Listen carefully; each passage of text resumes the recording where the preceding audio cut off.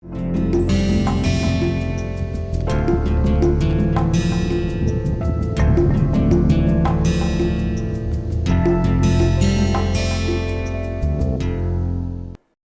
welcome to the next lecture in the course of rapid manufacturing, which is focused towards rapid prototyping processes.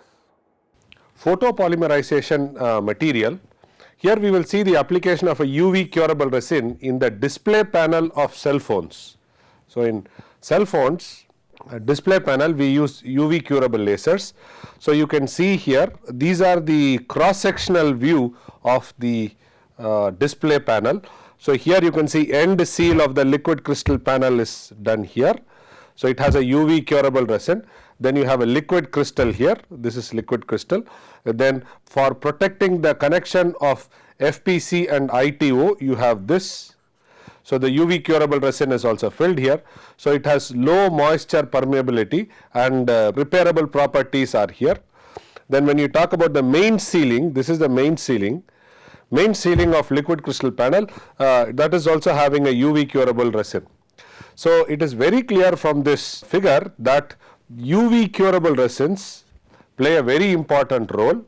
Okay, it is transparent and it also has low moisture permeability.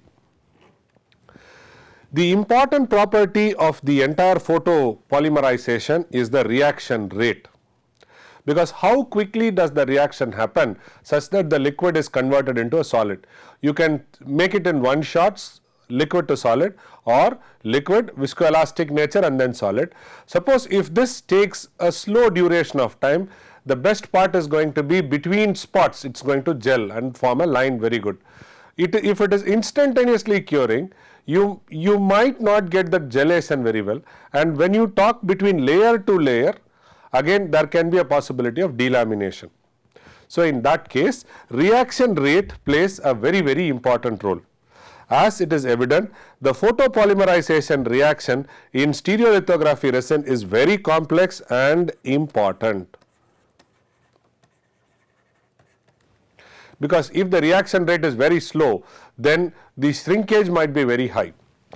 To date, no one has published an analytical photopolymerization model that describes reaction results and reaction rate. However, qualitative understanding of the reaction rate is straightforward from simple formulations. Broadly speaking, reaction rates for photopolymers are controlled by concentration of photoinitiators and monomers I and M. So, the rate of polymerization is the rate of monomer consumption, which can be shown as Rp equal to differential of M by T. So, this is the rate which is directly proportional to M. M is the monomer and Ki to the power half, okay, or this can be written as M root Ki. That is a function of radical generation efficiency, the rate of radical initiation. Hence, the polymerization rate is proportional to the concentration of monomer, but is only proportional to the square root of the initiator concentration. This is a very important point. So, what is the effect of the initiator concentration with respect to monomer? Using the similar reasoning, it can be shown that the average molecular weight of polymers is the ratio of the rate of propagation and the rate of initiation. Rate of propagation means how quickly the networking is getting formed, and the rate of initiation is how quickly it is getting, this is forming a network propagation, this is how you are initiating it. So, the average weight which is otherwise called as kinetic average chain length VO can be written in terms of Rp by Ri. Okay. Ri is the rate of initiation of the macro monomers. Both the equations has important consequences as well as a cell process is concerned. Higher the rate of polymerization, faster can be the build time. Build time is very important.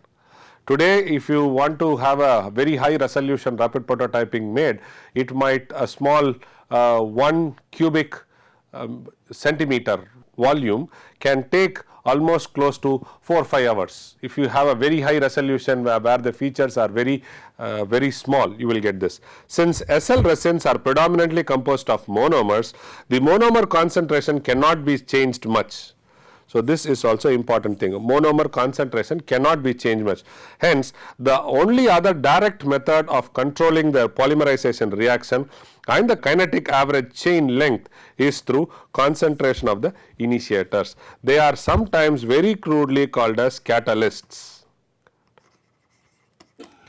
This can be changed. However, the first and the second order equation indicates a trade-off between these characters. Doubling the initiator concentration only increases the polymerization rate by 1.4 times, but reducing the molecular weight of the resulting polymer by the same amount. So, strictly speaking, this analysis is more appropriate for acrylate resin since epoxy continues to react after laser exposure. So, second equation does not apply well for epoxies. However, the reaction of the epoxies is still limited. So, it can be concluded that a trade-off does exist between polymerization rate and the molecular weight of the epoxy resin. So, molecular weight of epoxy resin is proportional to polymerization rate. Okay. So, molecular weight, you can try to play with the molecular weight and then try to get the polymerization reaction. So, now let us understand more in detail about the process called stereolithography. Stereolithography is a process wherein which we use a liquid photopolymer where the process of polymerization happens. Okay. We use a laser which is a UV laser. So, this UV laser, the lambda is very important, the power density is very important. Power density is nothing but power applied per unit area. So, this is nothing but the focusing. Okay. And this lambda is the energy photon. So, the laser energy is divided into photon energy. Photons are packet of energies in the light. So, photon energy is equal to h by lambda. So, now you can see what will be the influence of photon energy. This energy is per photon energy. Okay. Depending upon the wavelength, the photon energy can increase or decrease. Fine. So, this is very important. So, power density is also important. For power density, we play with the lenses. So, it straight passes and here is said as XY scanning mirror, which is nothing but a galvometer. You can see here this is attached to a motor. This motor is controlled by pulses. So, you can see stepper motor, this motor will be attached to a shaft and this is controlled by steps. So, this controlled motor can be used to control the rotation of this mirror. This mirror in turn reflects on top of the liquid polymer. The liquid polymer is placed inside a vat. Okay. This vat is placed on top of a table. This is a build platform or a table. So, this table is lowered and highered by a elevator. So, again here you will have a stepper motor attached, stepper or servo motor attached. So, this resolution tries to dictate the resolution of the layer. So, after one layer of exposure, the table, the built platform sinks down. So, the next layer of liquid is formed on top.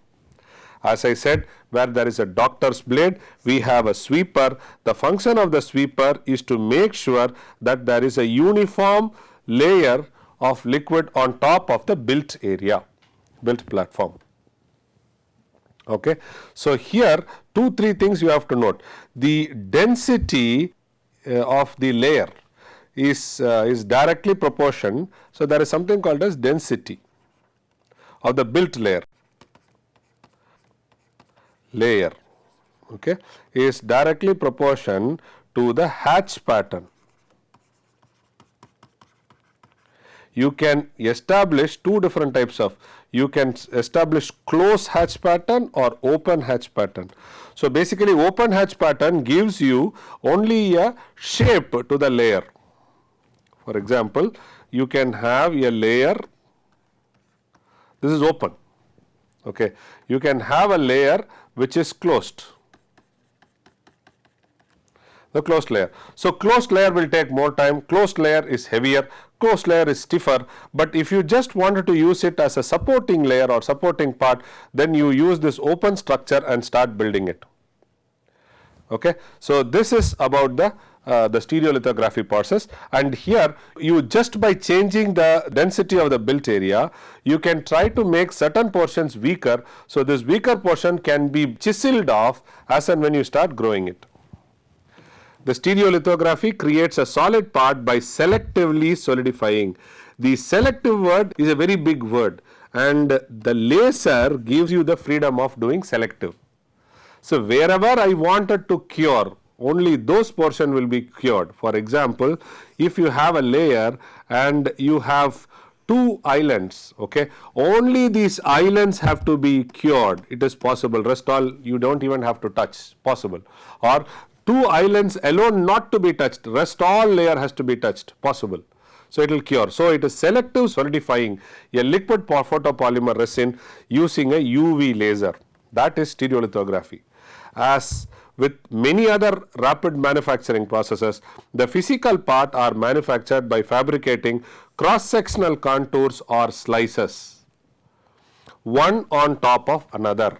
For example, I have a shoe, okay, so I make this as layer by layer by layer. This is what we are saying. So fabricating a cross section contour or slice one on top of another. These slices are created by tracing 2D contour of a CAD model in a vat of photopolymer resin with a laser. The part being built rests on the platform that is dipped into the vat of resin as shown in the schematic diagram in the previous slide. After each slice is created, the platform is lowered, the surface of the vat is recoated, then the laser starts to trace the next slice of the CAD model, building the prototype from the bottom up. So you are trying to build the part from bottom to top. That is what is called as bottom up approach. A more complete description of SL process may be found in. So the creation of the part requires a number of key steps. One is input data. Basically the input data comes from 3D solid CAD model. Okay. Then what we do is we try to make the part preparation. Then we try to do the layer preparation. And finally, the laser scanning in the two-dimensional cross-section in each slice is carried out. The input data consists of STL created from a CAD file or reverse engineering data. Input CAD file. This CAD file, as I told you, has to be a solid model, not a surface model.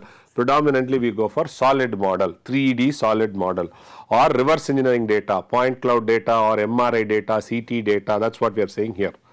Part preparation is the phase at which the operator specifies support structures to hold each cross section in place while the part builds and provides values for machining part. For example, let us assume a person who is hanging. Okay, you are trying to reconstruct him using the SL process. So you see here there is a overhang of his hand on both sides. This, if you have to cure only in the top layer, it is not possible. So what we do is we first see how do we support this layer from the bottom to this area, and then when it comes to this height, or this level, you see that the UV laser falls on it and then creates it. These parameters control how the prototype is fabricated in the SL machine.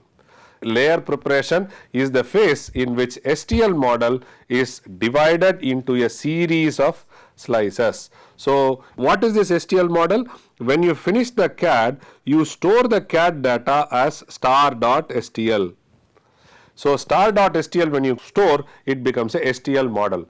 So, STL model is nothing but you try to convert the solid model into tessellations. Tessellations are small triangles or meshes which we call. So, it is converted into that, and the STL model is then further divided into a series of slices as defined by part preparation phase and translated by a software algorithm into a machine language. Why are we talking about software algorithm and machine language? Machine here will try to give you the feed rate, the other machine parameters, but the software will only slice and give you the data. This information is then used to drive the SL machine and fabricate prototypes. The laser scanning of a part is the phase where the actual solidification happens and the layer is formed. Actual solidifies each layer in the SL machine.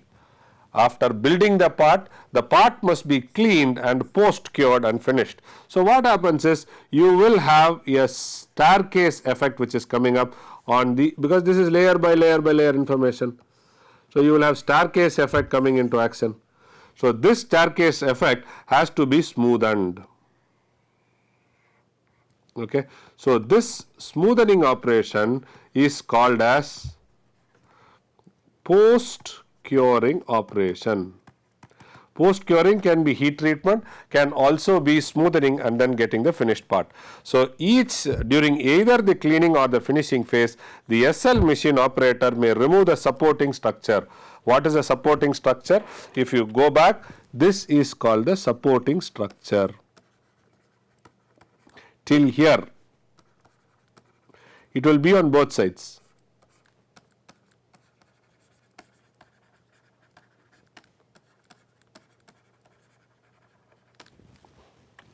During finishing, the operator may spend considerable time sanding and filling the part to provide the desired surface finish. So, this is what I said, smoothing can happen by doing this, that is basically finishing the surface, or if you want you can try to even post cure. Post cure is nothing but we do annealing or maintaining the polymer. So, here what we do, post cure, we put the polymer into a oven. Product into oven, maybe for some temperature, whatever, depending upon the polymer, and we place it at time. So, we make sure all the networking between the monomers which was initiated has to be completed. As such, in polymers 100% or 99.9% curing happens over a period of time. So, the typical SL machines have many subsystems. After the process is over, you will have subsystems. So, one is recoating system, platform system, VAT system, laser and optic system, and control system. These are the subsystems. When you talk about modular concept, this is what we were trying to talk about. Subsystem 1, subsystem 2, subsystem 3, subsystem 4, and subsystem 5. So, if you see that in this entire SL machine, if the controller is bad, so we just replace controller. So, here it also has a proper interface with rest of the machine. Okay. So, this is what is a product divided into several sub modules, and each module has a function, which I explained in the previous slides. Each module has its own function. If one function conks off, it does not have any influence on the others. So, you replace this function and then do it. And when you do a subsystem, again you have several parts in it. So, you remove and strip it off and see which part is defective, just replace that. That is how the modular concept works. So, this is we saw in detail in the previous system.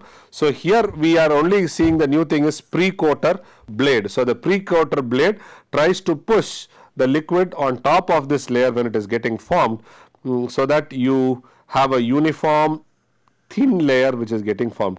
Now, which dictates the layer thickness, or how small can the layer thickness be? Generally, the layer thickness depends on the resolution of the elevator. So, this resolution primarily dictates the thickness layer. The next one is the spot. Okay, what depth it goes on a Gaussian distribution. And the next one is going to be the table XY movement. So, all these things dictate the resolution of the object. So, liquid resin, vat, I have explained all these things in detail. Recoating is done using a shallow dip and a recoater blade sweeps. This is what I said. The process can be described as follows. After a layer has been cured, the platform dips down by a layer thickness. The recoater blade slices over the whole billet, depositing a new layer of resin and smoothing the surface of the vat. A common recoater blade type is generally called a Zifree blade, which is a hollow blade that is filled with resin. A vacuum system pulls resin into the blade from the vat. Okay. So, a hollow system, hollow blade. What happens when there is excess? It sucks. Vacuum system pulls the resin into the blade, which blade is Zifree blade. As the blade translates over the vat to perform recoating, the resin is deposited in the region where the previous part cross section was built. When the blade encounters a region in the vat without resin, the resin falls into this region since the weight is stronger than the vacuum force. So, you have understood. So, if there is a small vacuum, or if there is a small island which is created where there is no resin, the blade encounters a region in the vat without resin, the resin falls into the region since the weight is stronger than the vacuum force. The blade alignment is critical to avoid blade crashes, when the blade hits the part being built and often delaminates the previous layer. So, when the blade moves, it also moves with a certain force/speed. When it is slightly higher, when there is an undulation, it will try to hit and do. The blade gap, the distance between the bottom of the blade and the resin surface, and the speed are important variables for the user to control. Platform consisting of a built platform that supports the part being built and an elevator that lowers and raises the platform. The elevator is driven by a lead screw. Lead screw is nothing but a ball screw mechanism which is there in CNC machine. So, you will have to, this decides the resolution. A vat system is simply the vat that holds the resin, combines with the level adjusting device and usually an automatic refill capability. The optic system consists of a laser, focusing and adjusting optics, and two galvanometers that scans the laser beam across the surface of the vat. Modern SL machines have solid state laser that have more stable characteristics than their predecessor.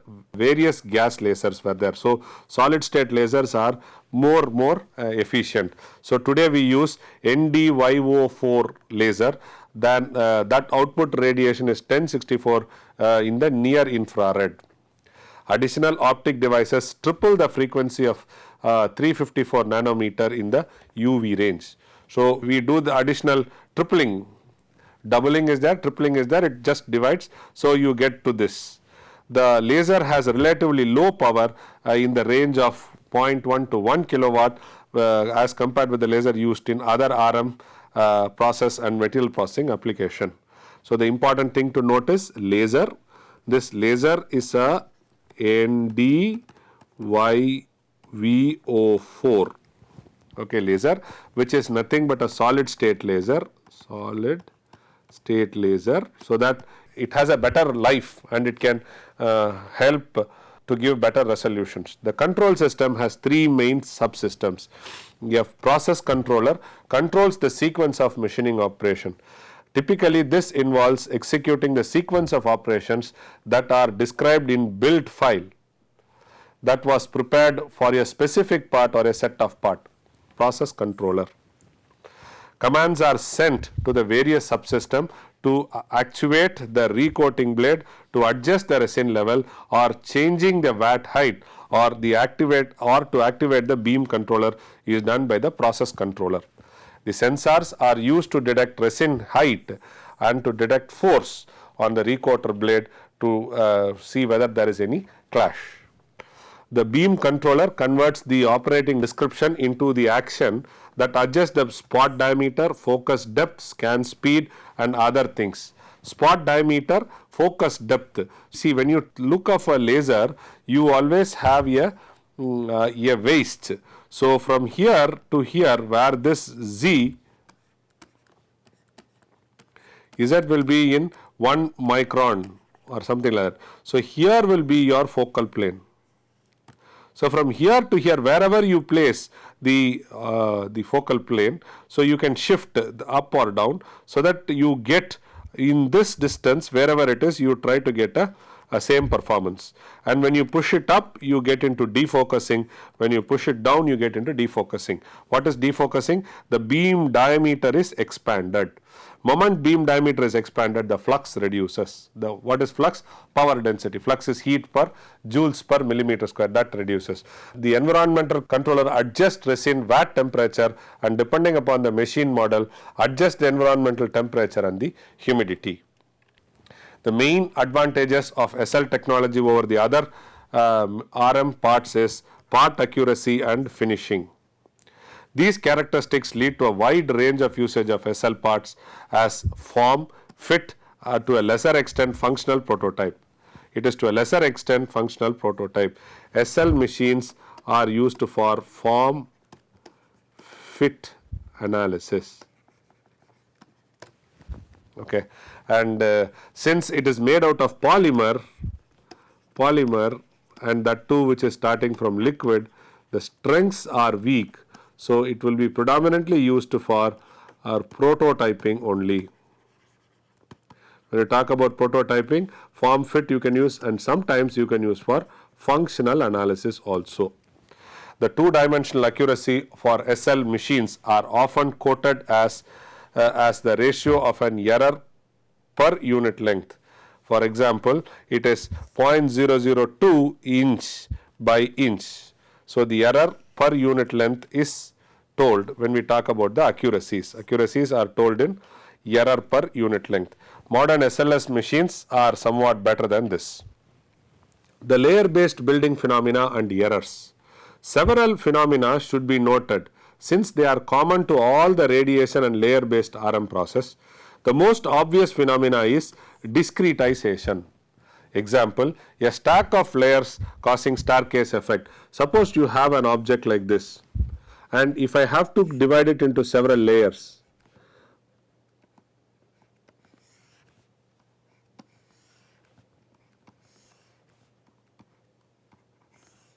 so what I get, this is effect. This effect is called a staircase effect. Or if I draw it on the other way around, if I have a curve like this, okay, you can have, so you can see here,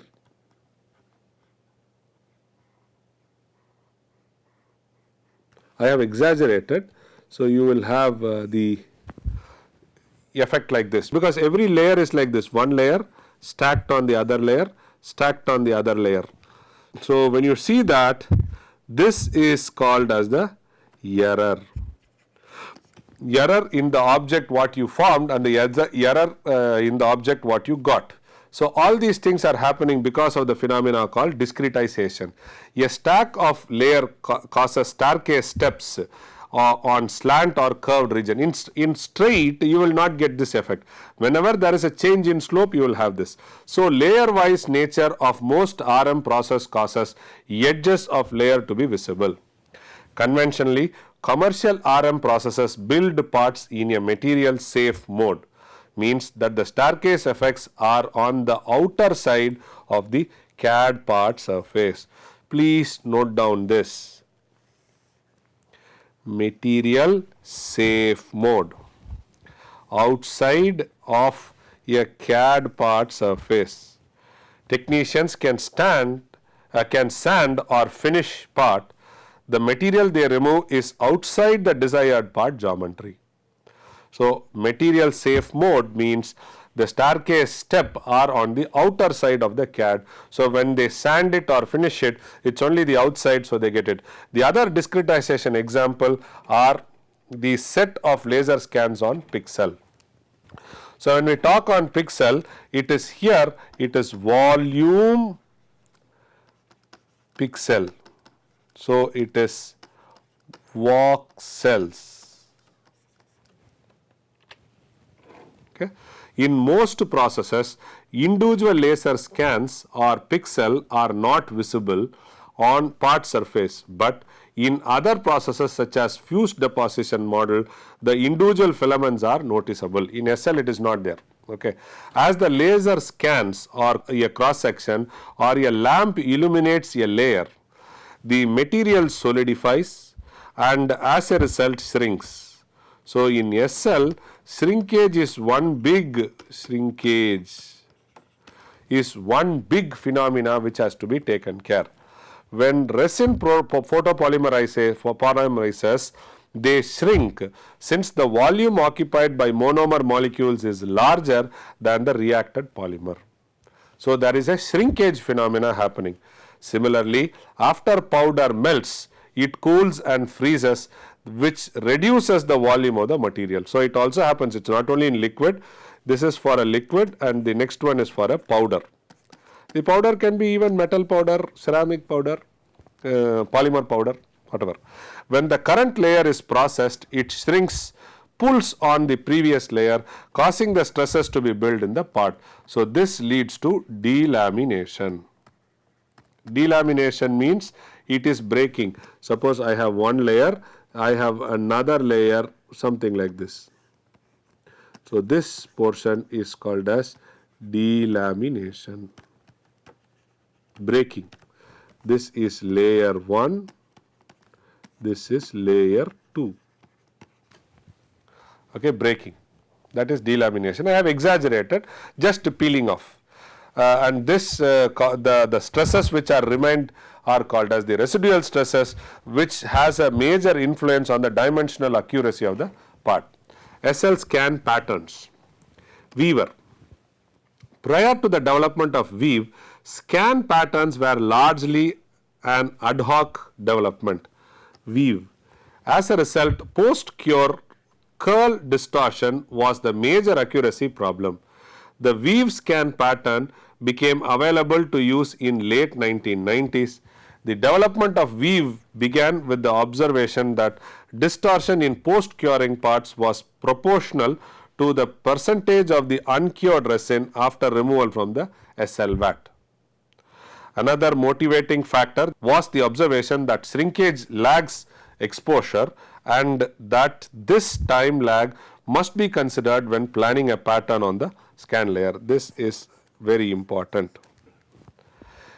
Was the observation that shrinkage lags exposure and that this time lag must be considered when planning the pattern of laser scan. The key idea in weave development was to separate the curing of the majority of the layer from the adherence of that layer to the previous layer. So, curing was to separate curing and adherence. The weave style consists of two sets of parallel laser scans. First, parallel to the x-axis, apart with a cure depth of 1 mil less than the layer thickness. Second, parallel to the y-axis, spaced 1 mil apart, again with the cure depth of 1 mil less than the layer thickness. So, this is how you form a weave styling. So, this is what is the weave styling. The weave build style cures about 99% of the resin at the vat surface and about 96% of the resin volume through the layer thickness. So built style cures about 99% of the resin at the vat surface on the top, and about 96% of the resin volume through the layer thickness. Figure below shows a typical weave pattern illustrating how weave gets its name. So this is 1 mil in X, this is the pitch between the two layers, and this is the width of one layer. Comparing with previous build styles, weave provides far superior results in terms of eliminating cure and warpage. So even though weaves was a tremendous improvement, several flaws were observed with its usage. Corners were distorted on a large surface. Microfusers occurred. It was concluded that significant internal stress developed within part during the part building, not only for curing. As a result, improvement of weave were investigated, leading to the development of star weaves.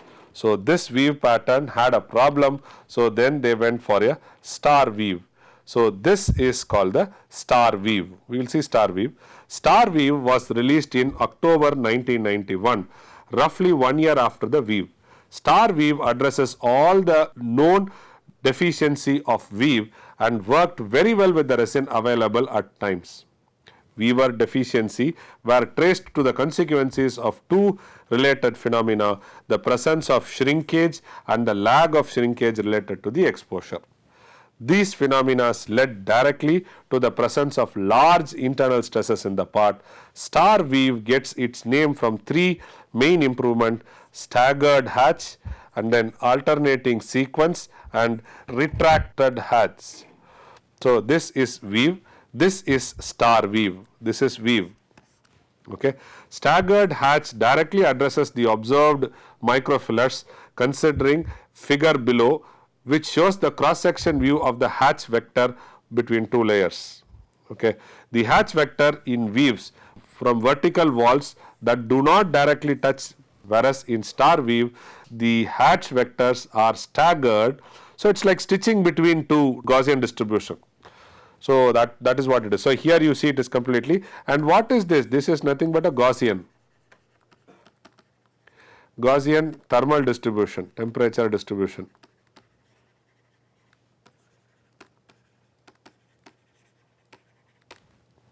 Okay, temperature distribution. Star weave, the hatch vector are staggered such that they directly adhere to the layer below. Star weave, to elevate this, alternating hatch vectors are retraced from the boundaries. So from the boundaries alone, retraced from the boundaries. So you can see these are the borders, these are the hatches which are done. So this retraced hatch is performed for both x and y vector. So that what happens, this is like a limiting end which has on the both sides for doing it. So ACES scan patterns.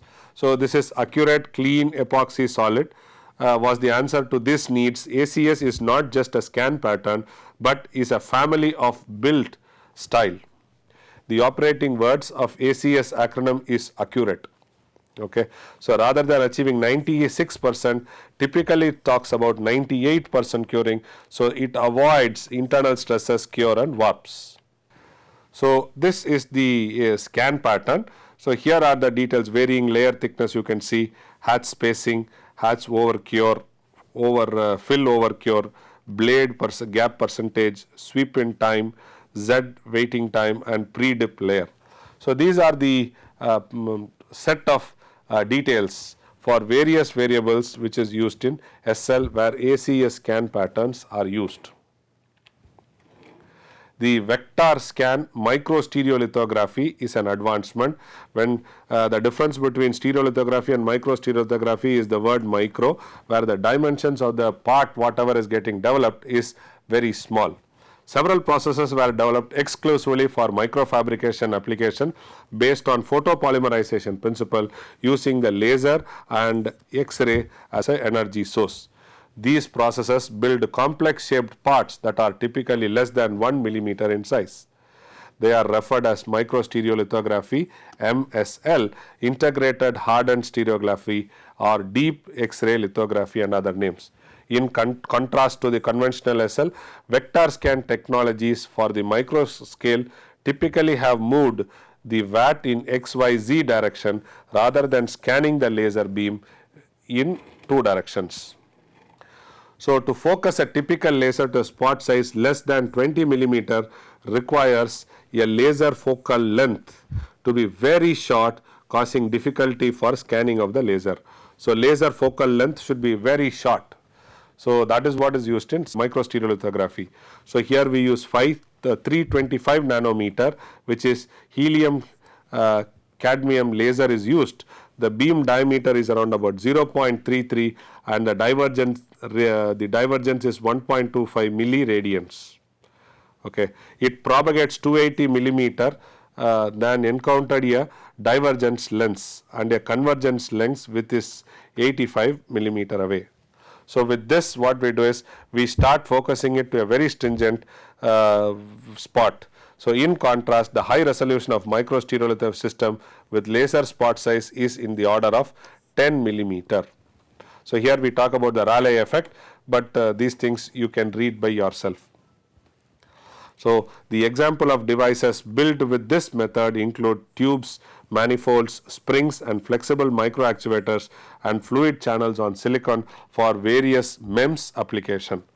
Tagashi and Nakajima had demonstrated the use of this technology for connecting MEMS gear together on a substrate. The artifacts fabricated using micro SL can be used as a mold for subsequent electroplating, followed by removing of the resin. So, microstereolithography was used, and the literature it was said that Iketa and Hirova Tari were the two who used it exhaustively. So, here are the resolutions which we talk about. These are the capabilities of the machine. So, 5 millimeter spot size of a UV beam, position accuracy is 0.25, and then minimum size of unit of hardness is 5 millimeter cross 5 millimeter. The maximum size of fabrication structure is 10 millimeter cross 10 millimeter. Mask projection, photopolymerization, technologies and processes. Mask projection. Several groups in Japan and Europe pursued mask projection stereolithography technique. The main advantage of mask projection is the speed. Since the entire part cross section can be cured at one time, it can be faster than the scanning of a laser. The dynamic mask can be realized by LCD screen, by spatial lighting modulator or by DMDs, such as digital light processing chip manufactured by Texas can be used for producing this. So, the mask projection stereolithography is much faster than the normal one. Some of the earlier utilized LCD, then it became LED. As today LED is exhaustively used displays as their dynamic mask, while another early system such as spatial light modulator was used. The remaining system uses DMD. So, the latest system uses a UV lamp which is radiated and we get it. So, commercially this technique was commercially brought by Microtech, Germany. So, they were doing this. So, they developed several of these devices for their application. Their rapid micro product development machine using helium cadmium laser enabled construction of small parts layer by layer with a high quality in the sub nanometer range and with the feature dimensions less than 10 millimeter. So, look at it, feature size is in the nanometer range. So, this is mask we have seen already. We have a broadband UV lamp. So, it is passed through a pinhole, then you have a collimating lens, then you have a filter. This filter hits at a DMD, digital micrometer device. So, you have lot of small lenses. So, these lenses whatever image comes it forms here and it tries to form an imaging lens, and this is formed on the surface. So, this is a resin vat translation stage. A computer tries to give the information through this. So, here the DMD works on the computer input. So, we do bitmaps. Bitmap information is given to the DMD and the mirrors swing, switch on, switch off, and then try to create a mask. This mask is projected onto the resin and you try to get it. So, from Georgia Tech shows this figure. So this is mask projection stereolithography technique. So you have a controller, you have a UV lamp, this is a UV lamp, you had optics, you have DMD mirror, and then you have a VAT location, and then you have a stage which moves up and down. Similar to conventional SL, MPSL process starts with a CAD model of a part which is then sliced at various heights. So CAD model of a part which is then sliced at various heights. So that means to say the layer thickness can be varied. Today we talk about a technique called as adaptive slicing, where in which you can have slice like this, slice like this, slice like this, slice like this. So this is adaptive slicing, layer of varying height. Each resulting slice cross section is stored as bitmaps to be displayed on the dynamic mask. UV radiation reflects off on the on micro mirror and is imaged onto the resin surface to cure a laser. In a system at Georgia Tech, a broadband UV lamp is the light source, a DMD is the dynamic mask. Automated XYZ stage is used to translate the VAT of a resin in 3 dimension. Standard SL resins are typically used in this process. So this is how the process looks like. So you can see the lens system. We have talked about the built envelope. What is the built envelope? That means to say the area within which the object can be done. Look at the resolutions what we talk about, and then pixel size we talk about in microns, and high resolution will be this. So higher the resolution, better will be the clarity of the feature, but the longer will be the time of build. You can see the layer thickness can vary from 25 millimeter to 150 millimeter. However, several of the machine models have a very important difference. They build parts upside down and do not use a recoating mechanism. So recoating can be removed. Recoater can be removed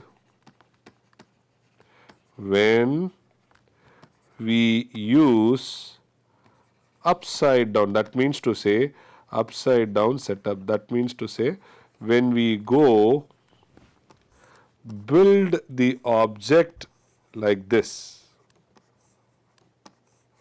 So it is the layer grow or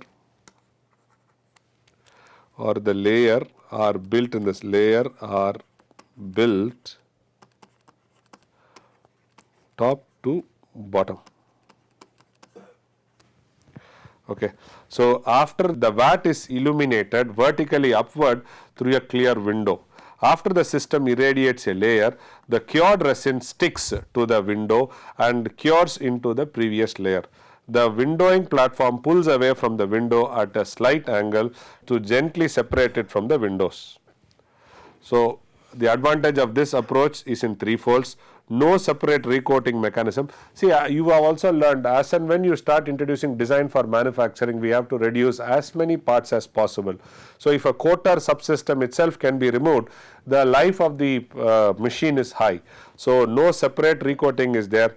The top VAT surface being irradiated in a flat window, not a free surface, enabling more precise layers to be fabricated.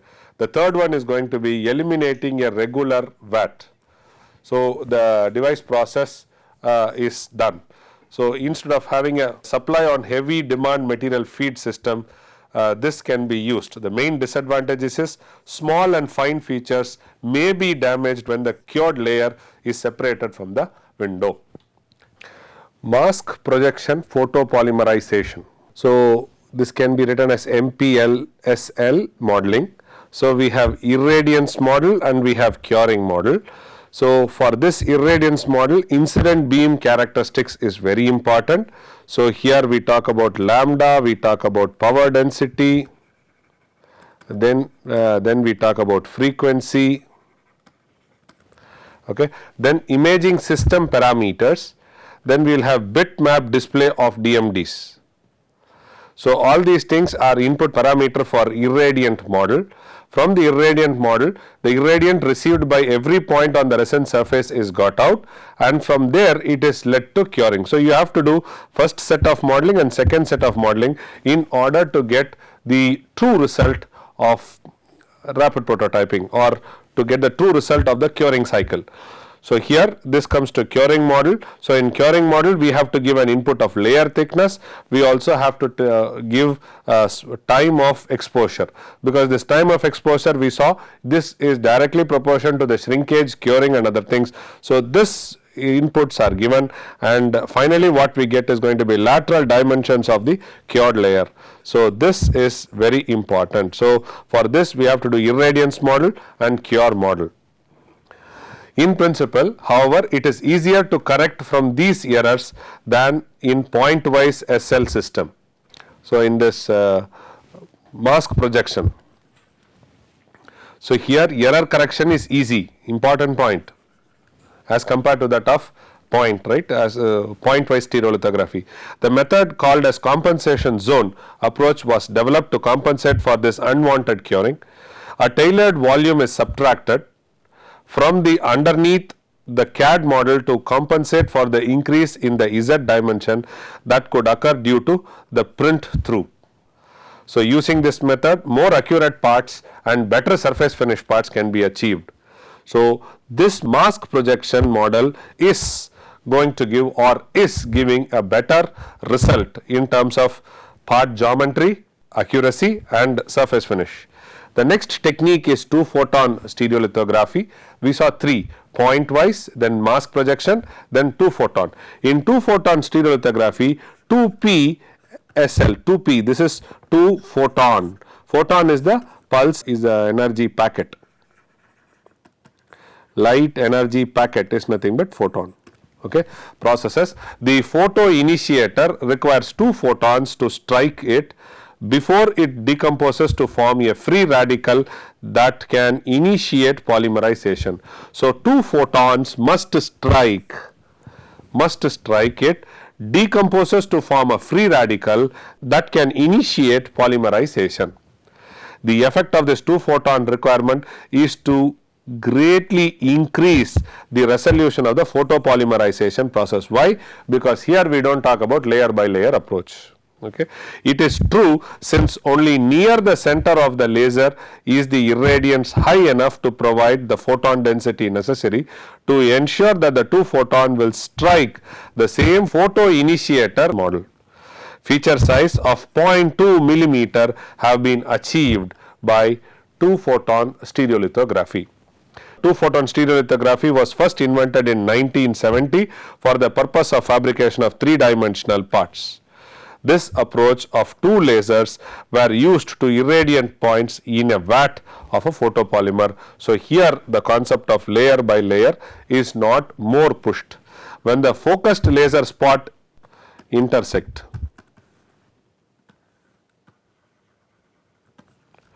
laser 1, laser 2 intersect, the photon density was high enough to do photopolymerization. Most recently, 2-photon stereolithography receives research attention in the late 1990s. We will see the schematic diagram in the next slide. So here we use a high power Ti-sapphire laser of wavelength 790 nanometer, pulse width of 200 femtosecond, millisecond, microsecond, nanosecond, femtosecond, okay, and the peak power of 50 kilowatt. The objective lens have a numerical aperture of 0.85. Similar to the other microstereolithography approach, the vat was scanned by a 3D scanning stage, not by a laser beam. The parts were built from the bottom up. The viscosity of the resin was enough to prevent the microparts being cured from floating away. This is also very important. The viscosity of the resin plays a very important role here to do this. Then complicated parts have been produced quickly by various research groups using this technique. So this is how a typical setup look like.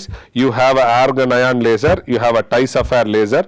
So this argon ion, tie-sapphire, it initiates, the photons are emitted, then you have shutter, it hits a mirror. So this mirror use the objective lens of objective lens with a numerical aperture of 0.85. So it tries to strike the objective lens. From the objective lens, it focuses itself to or it focuses towards the vat.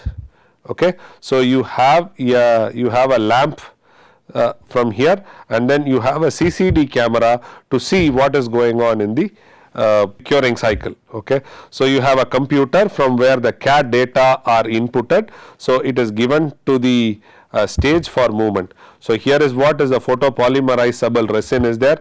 So this is solidified resin is on the top. Okay, so this is this is on the top, and then you get it done. Okay, so these are the two lasers which we use, argon ion and tie-sapphire laser.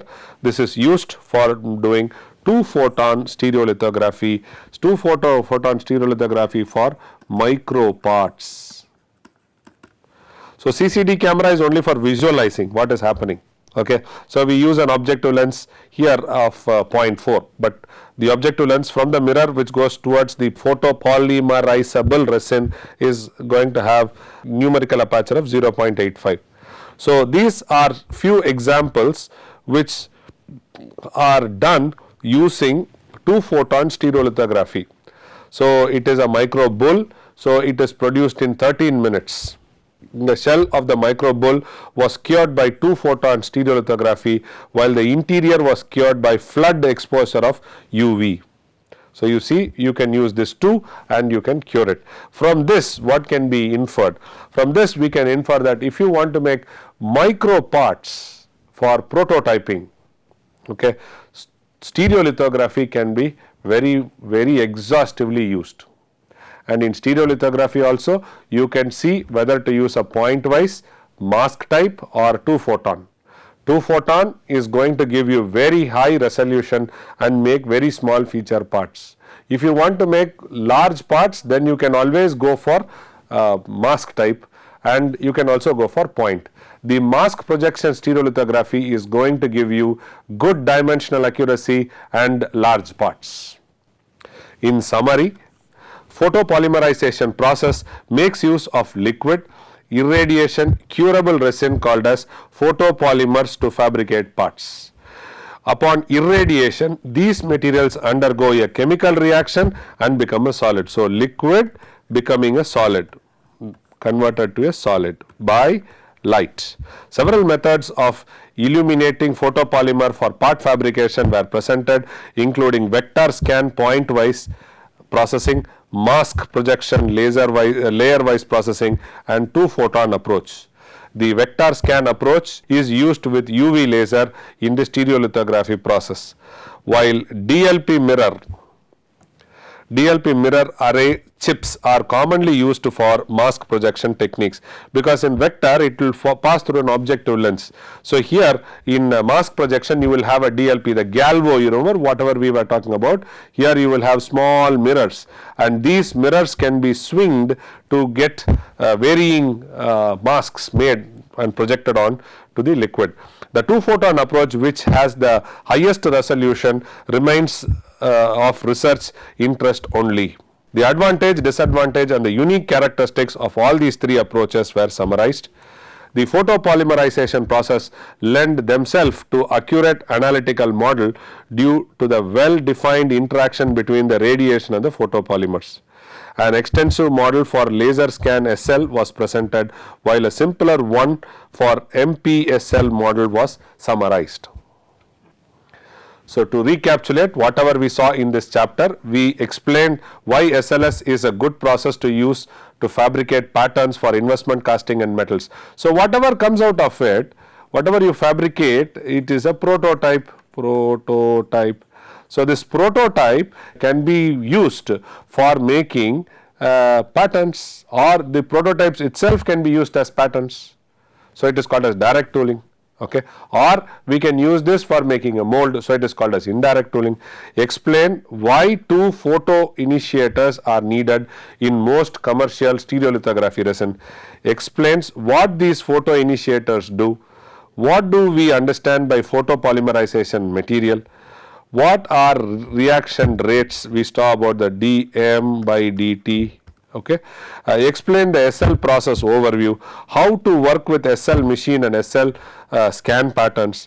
What do we understand by the term vector microstereolithography? These are some of the points which we saw in this chapter. And now the task to students. So the task to students will be try to take a photo negative, which in earlier days we used to say in ordinary analogous camera, so where in which we put a film roll, we get a photo negative. Try to take a photo negative and project the photo negative on the screen, right, using torchlight or whatever, using some light source, torchlight. Okay. See whether you get the same resolution of image when we move from center of the image to corners. Okay. 3. If it is same, then y. If it is not same, also tell me why. Next,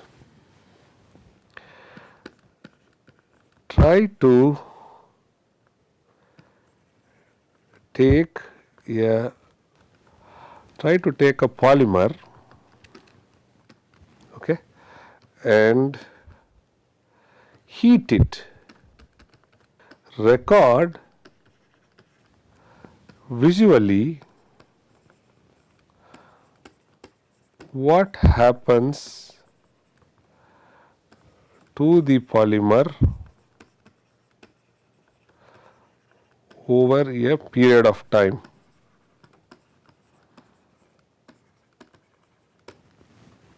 Okay, and finally try to make a list of thermoplastic and thermoset resins and understand their structure. Okay. These are the homework, these are small assignments which students you can try, and this trying of these tasks will give you more insight about the process. The third question which I have posted in front of you is a very challenging question to answer, by the way.